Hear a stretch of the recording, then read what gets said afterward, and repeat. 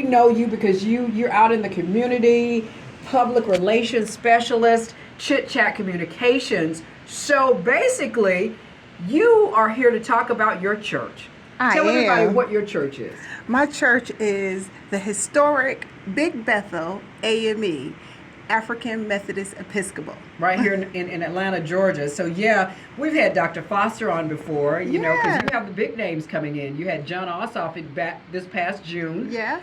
For Men's Day. Yes. So we talked about that. So you got something coming up this Sunday, which of course is January 14th. Mm-hmm. It's happening during your 10 a.m. service. Yes. So what is it? So this is our Martin Luther King Sunday service. And with the Martin Luther King Sunday service, we have a ministry called the History and Heritage Ministry. Yeah. We put that together along with our Black History programs in the month of February. And so I have been assigned as chairwoman of the Martin Luther King Sunday service. And we have the honor of having the Honorable Fani Willis, District Attorney. From Fulton County, of Yes. course. So how do you go about choosing? Because you're the chairperson. Right. Do you say, we're going to get Fani? Or is there a committee that actually does this? And we say, we're going to get Fani. I understand. So everybody, we've got Carla Morrison in here with Big Bethel AME Church. They're having their MLK, Martin Luther King Jr.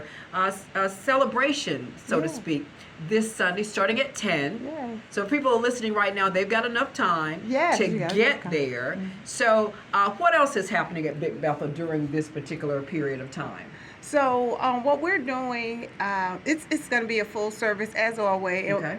always, and we're there to worship the Lord, right? However, in worshiping Him, we are celebrating one of His greatest disciples, Dr. Martin Luther King Jr. And so with that, we have the full mass choir led by Brother Nate Fisher, and that's going to be an experience in itself. We also have one of our top mime ministers, which is Jory Young, and he will perform the mime, and he is so powerful. You feel it. He never says a word, of course, but you feel the spirit within him. And then we will have our bishop there, Bishop Jackson, from the 6th District is actually going to introduce our guest speaker. And then we have the baddest sister running around right now, the Honorable Fani Willis. Everybody, she's Carla Morrison. Now, the national theme from the King Center for Nonviolent Social Change is "It Starts With Me, Shifting the Cultural Climate Through the Study and Practice of Kingian Nonviolence." Churches all over have adopted this. Same with Big Bethel. Same with Big Bethel. And for us, we really believe in what their themes are. And we've been doing this for years, for just about 30 years now. However, when it starts with me, you have to look at that. I went to the kickoff for the King celebration last night. And they said they kept saying it starts with me, because it starts with each individual. That's how you're going to make the change. You got to look at yourself.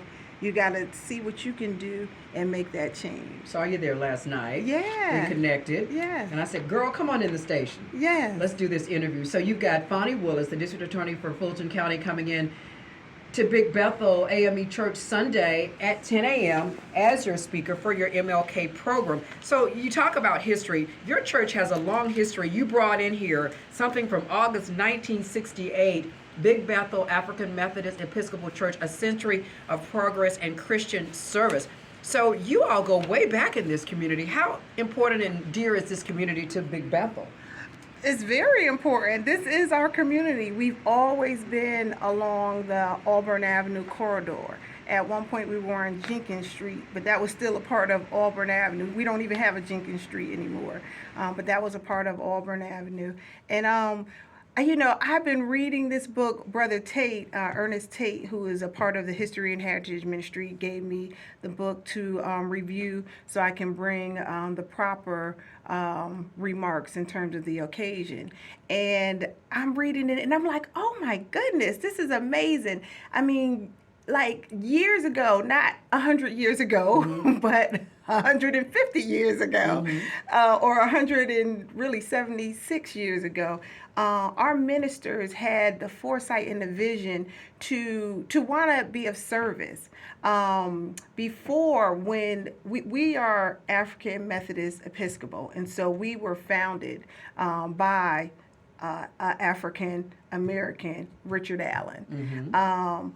Prior to that, here in the South, we hadn't quite developed all the way yet, and so our church was governed by we'll just say other, and within that, they would help if people fell on hard times. If they're enslaved person would fall on hard times, they would help to get them back well and things of that nature, because of course they needed that labor.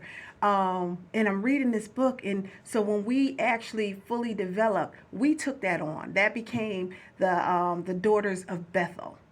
And we took on, every week we would donate just a little bit of our monies towards this fund. So when someone in our church got sick or something happened, we would be able to help them. And we've always been like that from the beginning of time. And I'm like, wow, because I've seen that now. I've seen Big Bethel do so many things. We feed the homeless. We have a Thrive ministry that's a young ministry, feeding the homeless, doing great things. We give out clothes. We have a whole area of working with young people. So we do a lot of things. But to see that we was doing this back in the 1800s, just out of slavery, I'm like, we bad. Yeah. This is African Methodist Episcopal. This is what we do. So it's really cold out there right now. As you and I speak, that wind was whipping today.